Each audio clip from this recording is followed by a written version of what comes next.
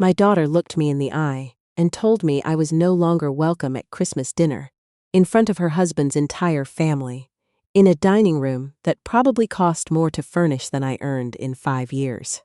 Fiona said it quietly, almost gently, as if the softness in her voice could cushion the blow. Then she turned back to her wine glass, and her father-in-law laughed at something across the table, and the conversation moved on as if I hadn't just been erased. I stood there for a moment, holding a casserole dish I had driven 3 hours to bring, and I did not cry. Not because I wasn't devastated, because I had learned, over 64 years of living, that some rooms do not deserve your tears. What none of them knew. Not Fiona, not her husband Wesley, not the polished man at the head of that table who had decided I wasn't worth his attention, was that a quiet accountant named Arthur Pendleton had been sitting on paperwork for 22 years. Paperwork that was about to change everything. My name is June Whitfield. I am 67 years old. I live alone in a small house in Brockville, Ontario, about 40 minutes from the river, and most mornings I sit at my kitchen table with coffee and watch the light come through the window and think about what it means to survive the people you love most. I wasn't always alone. For 26 years, I was married to a man named Gerald Whitfield. And I want to stop right there, because I know what that name sounds like in the list of things I'm about to tell you, and I don't want you to be confused. My husband Gerald was not a complicated man. He was steady and kind, and slightly too quiet for parties. He fixed things around the house without being asked. He remembered the names of my friends' children. He was the kind of man who left the last piece of pie for you, and pretended he hadn't wanted it anyway. When Fiona was born, he cried. He wasn't embarrassed about it. She was our only child, and we poured everything we had into her. Not money. We didn't have much of that. Gerald worked as a surveyor for the municipal government, and I worked part-time at a dental office while Fiona was in school, then full-time once she started high school. We weren't poor, but we were careful. We bought secondhand when we could. We took camping trips instead of resort vacations. We saved for Fiona's education the way you save for something you know will be worth every sacrifice, slowly, faithfully, without complaint. She was a good student, driven in a way that surprised us both, in a good way. She was accepted to Western and then completed a graduate program in finance. The day she walked across that stage in London, Ontario, I felt something I don't have a word for. It was bigger than pride. It was the feeling of a whole life's work standing up and walking into the sun. Gerald died 14 months after that graduation. A heart attack, sudden, on an ordinary Thursday morning. He was 58 years old. I still can't fully describe what those first years were like without him. I won't try. Some losses don't fit neatly into language. What I can say is that Fiona was my anchor through it. She called every single day for the first year. She drove from Toronto when I couldn't sleep. She sat with me on the back porch in the dark and didn't ask Mussy to talk when I had nothing to say. That version of my daughter was the most beautiful person I had ever known. Then she met Wesley Hartwell. I'm not going to tell you Wesley was a bad man. I don't believe it was ever that simple. He wasn't cruel, not in an obvious way. He was charming and confident and very, very accustomed to a particular kind of life. His father, Clifford Hartwell, owned a commercial property development firm based in Ottawa. The Hartwell name opened doors in certain circles. Fiona had never been in those circles, and I could see from the first dinner that she found the access intoxicating. Not because she was shallow, but because she had worked so hard for so long, and here, finally, was a world that reflected her ambition back at her. I tried to be glad for her. I genuinely did. The first time I met Clifford Hartwell, he shook my hand and said, "So you're June," the way someone might say, "So this is the old couch." His wife Sylvia, a thin woman with expensive hair, smiled at me warmly and asked where I had grown up. And when I said Brockville, she nodded, as if that answered several questions she'd been too polite to ask. The engagement was announced 8 months into the relationship. I found out in a phone call, not an in-person visit. Fiona's voice on the line was bright and a little breathless. "We're engaged, Mum. I'm so happy." And I said, "Fiona, that's wonderful." And I meant it. And I cried a little after I hung up. And I told myself it was only the relief of hearing her so joyful. The wedding was held at a venue outside Ottawa. Clifford and Sylvia paid for everything. When I offered to contribute, Clifford said, "That's not necessary, June," with a smile so practiced it had no edges. I sat at a table slightly off-center at the reception, near the doors to the kitchen. Fiona's place card was at the head table. I understood the geometry of it immediately. For the first 2 years of the marriage, things were polite. Strained, but polite. Fiona visited twice a year. Once in summer, once at Christmas. We spoke on the phone every week or two. The calls grew shorter. The conversations grew more careful. There were topics that seemed to lead nowhere productive, and over time we both learned to avoid them. Then something shifted. I noticed it first in small ways. Fiona began referencing what the Hartwells thought about things, investments, travel, how much was appropriate to spend on a kitchen renovation. She started using a different word for certain things. Not a cottage, but a property. Not a party, but an event. Not my mother, but June. When talking about me to others, I assumed, because she accidentally used it directly once, and caught herself and kept talking. One afternoon she visited alone, and I made lunch, and at some point she looked around my kitchen. The one Gerald and I had saved to renovate in 2009, the one I had always been proud of. And she said, "You know, if you ever wanted to update this space, Clifford knows some people." She said it kindly. She meant it kindly. But I felt the distance behind it, the measuring, the almost imperceptible conclusion that what I had was not quite enough. I didn't say anything. Mothers are very good at not saying anything. The moment I understood how much things had changed came at a dinner at the Hartwell home in Westboro. A Saturday evening in November, formal in the way that Clifford's events always were. I arrived on time.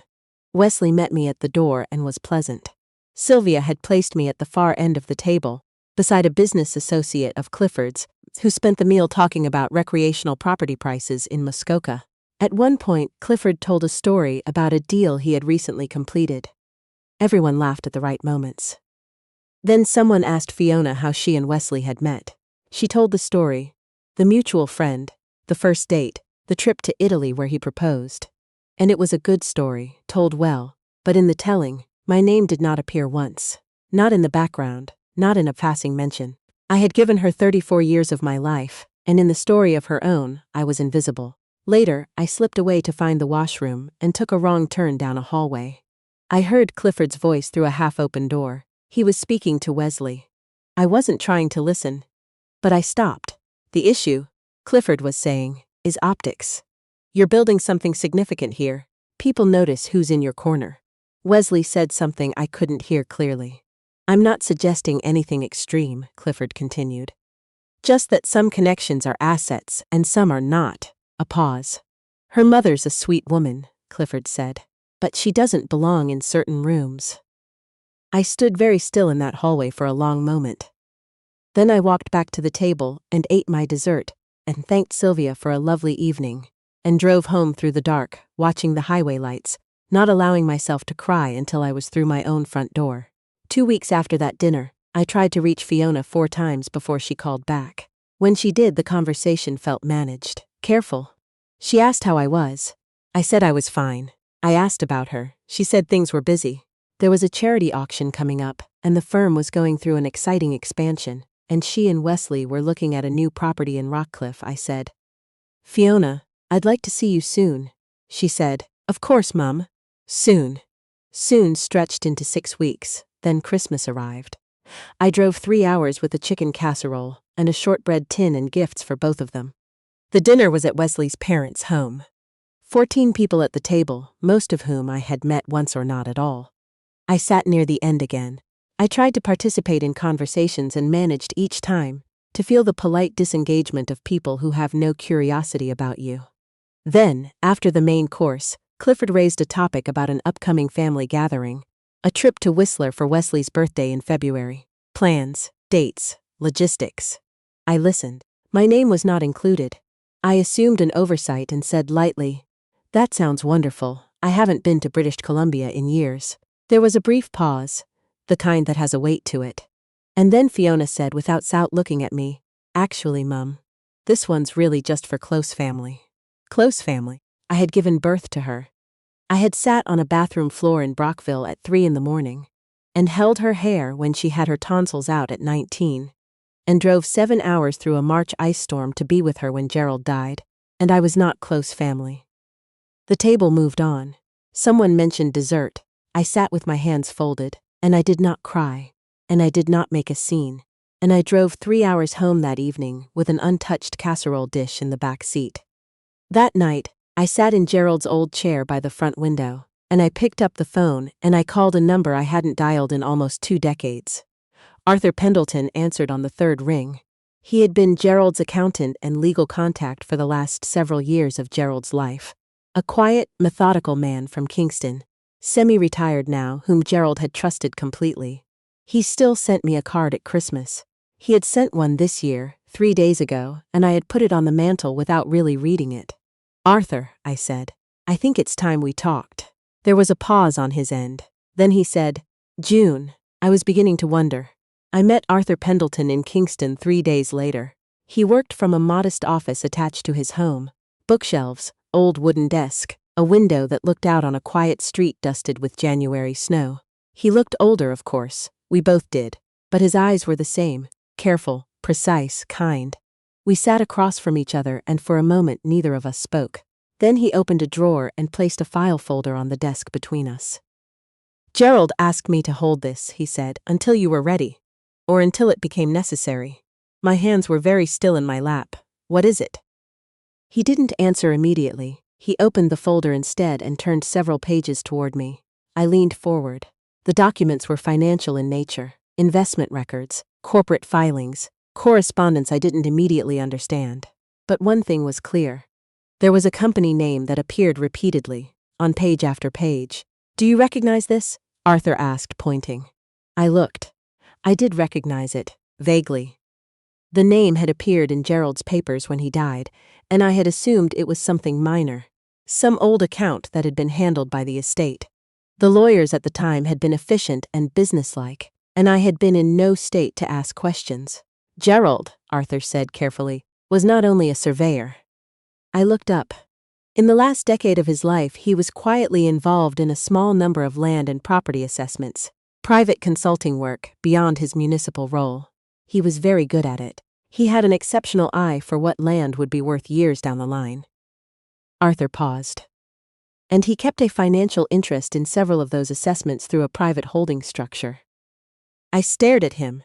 "I didn't know that." "He didn't want to worry you," Arthur said. "He always intended to explain it properly. Then he became ill, and there wasn't time." The room felt smaller suddenly. I thought of Gerald, quiet Gerald, who had pretended not to want the last piece of pie.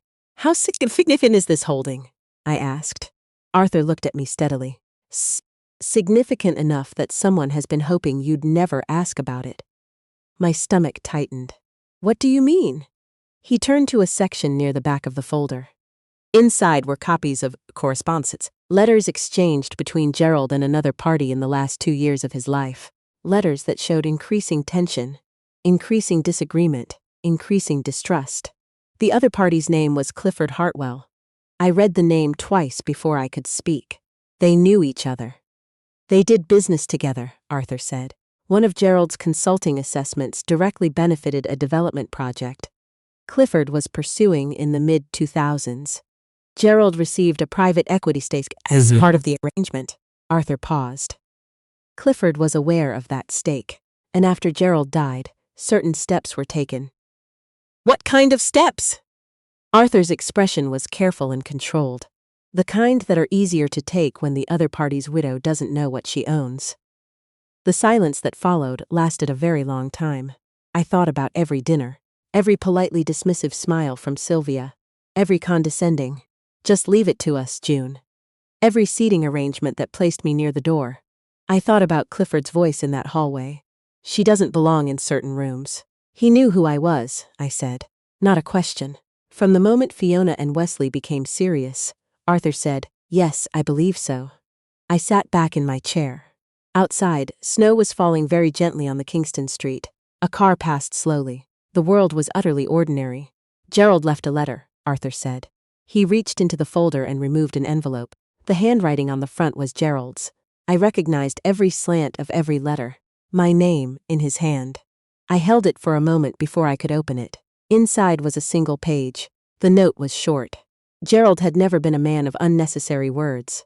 Near the bottom, one sentence had been underlined. If anything changes with Clifford Hartwell, call Arthur first. I folded the letter very carefully and placed it back in the envelope. He knew, I said. He was cautious, Arthur said. He hoped it would never matter. He was wrong. I asked Arthur to give me 1 month. I needed to think. I needed to understand. I needed to make sure that when I acted clearly, without anger clouding the judgment. I spent that month reading everything Arthur sent me. Financial documents, legal correspondence, the history of the holding structure Gerald had established. I also spent it watching Fiona's social media, the dinners, the events, the charity functions with Wesley and his parents, the photographs in rooms I was never invited into, watching the public announcements from Hartwell Properties about an upcoming major residential development in eastern Ontario, a development on land that, according to Gerald's original records, generated a financial interest that had never been properly transferred away from our estate. Arthur confirmed it quietly. They restructured around it. But the original agreement holds. Gerald's documentation is intact. I asked him only one question. Is this something we can establish clearly? He nodded. Yes, I asked him to prepare. In early April, Clifford Hartwell held a private investor event at a venue in Ottawa. A dinner for about 60 people, meant to celebrate the groundbreaking announcement of the Eastern Ontario development. It was the kind of event I would never normally have been invited to. I was invited this time because Fiona asked me. Her voice on the phone was warm, warmer than it had been in some time, and I wondered if she was trying, or if Wesley had suggested it, or if some instinct in her had noticed the distance between us and wanted to close it. I didn't ask. I simply said yes. I arrived alone. Arthur was in the building, seated quietly at a table near the side, looking like any other guest. We had arranged everything in advance. The room was exactly as I expected, elegant, confident, full of people who measured each other in ways that had nothing to do with character. I found Fiona near the entrance. She hugged me, and for a moment it felt real, felt like the daughter I knew, and that made what came next harder. Clifford found me within 10 minutes. He was gracious in the particular way of men who have decided you are harmless. June, glad you could make it. He shook my hand and moved his eyes briefly away before returning them to me. The gesture lasted less than a second. Fiona said you'd been having a quiet winter. Very quiet, I said. He smiled and moved on. Dinner was served. Speeches were made. Clifford stood at the front of the room and spoke about vision, about legacy, about the kind of long-term investment in community that defined the Hartwell approach. He was polished and persuasive, and the rooms responded warmly. I watched Fiona watch him, and I could see that she admired him genuinely, that she had built her idea of ambition around his example, and that broke my heart a little. Not for my sake, but for hers. Then Clifford said something that shifted the temperature of the evening. This development, he said, represents over 2 decades of patient strategy, building relationships, identifying the right land at the right time. He smiled, knowing what something is worth before the world figures it out. He was not talking about me. He had no reason to think about me. But Arthur stood up.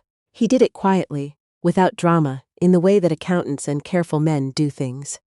He was holding a folder. Mr. Hartwell, he said, before the evening concludes, there are some documents requiring acknowledgement. The room shifted. Clifford's expression didn't change, but something behind his eyes did. A flicker, just for a moment, of something I recognized. Recognition, not surprise. He had been expecting this possibility for a long time. This isn't the appropriate setting for. The documentation involves the Eastern Ontario Land Assessment of 2003. Arthur said, addressing the room as much as Clifford now, and the private equity arrangement made between Hartwell Properties and Gerald Whitfield, which was never properly discharged at the time of Mr. Whitfield's death. The room was very quiet. Arthur turned slightly and looked at me. I stood. I was aware of every person in that room watching me. The woman who had sat near kitchen doors, near the edges of tables, in the far corners of photographs. The woman who had driven 3 hours with a casserole and been told she wasn't close family. I was aware of Fiona, standing near the stage, very still, her face doing something I couldn't fully read. Arthur continued. He was clear and methodical. He presented the original agreement. He presented the legal structure Gerald had established. He presented documentation showing the equity interest that had never been extinguished. He presented copies of correspondence between Gerald and Clifford in the last 2 years of Gerald's life that showed Clifford had been aware of the arrangement, had acknowledged it in writing, and had subsequently allowed it to be obscured through a series of corporate restructurings following Gerald's death. He presented a letter in Gerald's handwriting. He did not need to read the underlined sentence aloud. Clifford had heard it long ago. "These interests," Arthur said finally, turning toward the investors in the room, "have been verified. They are legally enforceable, and they belong to June Whitfield." I did not feel triumphant. I want to say that clearly because I've been asked, since then, whether it felt like a victory. It did not. What I felt, standing in that room while 60 people sat in silence, was a very specific sadness. The sadness of watching something that didn't have to happen this way. Happen this way. I looked at Fiona. She was looking at her father-in-law, and her father-in-law, for the first time in my experience, had nothing to say. The weeks that followed were complicated in the way that truth usually is. Clifford hired lawyers, as expected. Arthur had prepared for that. The documentation was solid. Gerald had been careful in a way I hadn't understood while he was alive. The quiet man who drove slowly and never raised his voice had built something sturdy and silent and enduring. And I found, as the legal process moved forward, that I was grateful for his carefulness in a way I couldn't entirely put into words. Fiona called me 3 days after the event. Her voice was different from any version of it I had heard in years. Not polished, not managed. Just her, the way she used to sound when she called from her university apartment on Thursday evenings, a little tired, a little uncertain. "Mum," she said, "can I come see you?" I said yes. She arrived on a Saturday, and we sat at my kitchen table. The kitchen she had once suggested updating. And she put her hands around a mug and she looked at me the way children sometimes look at parents when they realize, too late, that the person in front of them has always been more than they allowed themselves to see. "I didn't know," she said. I believed her. "About Dad and Clifford. About any of it." "I know," I said. "I don't understand why Dad never told you." "He was protecting me," I said. "And then he ran out of time. That's how it goes, sometimes." She looked down at her mug. Outside, a robin was making noise in the cedar hedge. Fiona had always liked birds. When she was 7, she kept a notebook of every species she spotted in the backyard. "I've been awful," she said. I didn't argue with her, because that wouldn't have helped either of us. "I convinced myself," she continued, "that I was building something, a life, a future. I thought Clifford's way was the way." She paused. "I didn't realize what I was trading." "What do you think you were trading?" I asked. She looked up. Her eyes were red. The kitchen was quiet. I heard the refrigerator hum. I heard the robin. "Fiona," I said. She waited. "I forgave you before you got here. That's not the hard part." I held her gaze. "The hard part is figuring out what we build now, and that takes time." She nodded. She understood. She had always been intelligent. That hadn't changed. We talked for almost 4 hours that afternoon. We talked about Gerald, and about things she hadn't known, about her father. About the consulting work and what it meant, and why he had kept it quiet. We talked about Clifford's influence on her and on Wesley, and about the specific seduction of rooms that seemed to confirm you have arrived. We talked about Christmas, and the casserole, and the phrase, close family, and I told her that sentence had stayed with me every day since November. She cried when I said that. I let her. When she left, she hugged me at the door for a long time, and I held her the way I had when she was small and frightened of thunderstorms. Not saying anything. Just present, just there. The legal matter resolved itself over the following months. The equity interest was confirmed. A settlement was reached. Another message arrived. I will not describe the specifics, partly because Arthur has asked for discretion, and partly because the money is not the part that matters most in this story, though I understand it may seem otherwise. What I will say is that a portion went to establish something I had been thinking about since January, since that evening in Arthur's office, when I first understood the shape of what had been taken. I called it the Gerald Whitfield Community Trust. It was Gerald's money, in a sense. His careful work, His quiet long-game thinking, his habit of seeing what things would be worth before the world caught up. It seemed right that his name should do something he would have found worthwhile. The trust provides financial literacy support and legal assistance to older women in Eastern Ontario. Women who find themselves, as I did, navigating complex paperwork and financial decisions without adequate support, often after the death of a spouse, often at exactly the moment when the world seems most inclined to overlook them. Arthur sits on the advisory board. He was pleased, I think, in the restrained way that careful men are pleased by good outcomes. Fiona volunteers. That surprised some people. It surprised me too, a little, though perhaps it shouldn't have. She is very good at it. She has her father's precision with numbers and she uses it now to help women understand documents that might otherwise be used against them. Wesley has been supportive, more than I expected. I don't fully know what happened between him and his father in the months following the event. Fiona doesn't share everything, and I don't ask. There are certain repairs that need to happen privately.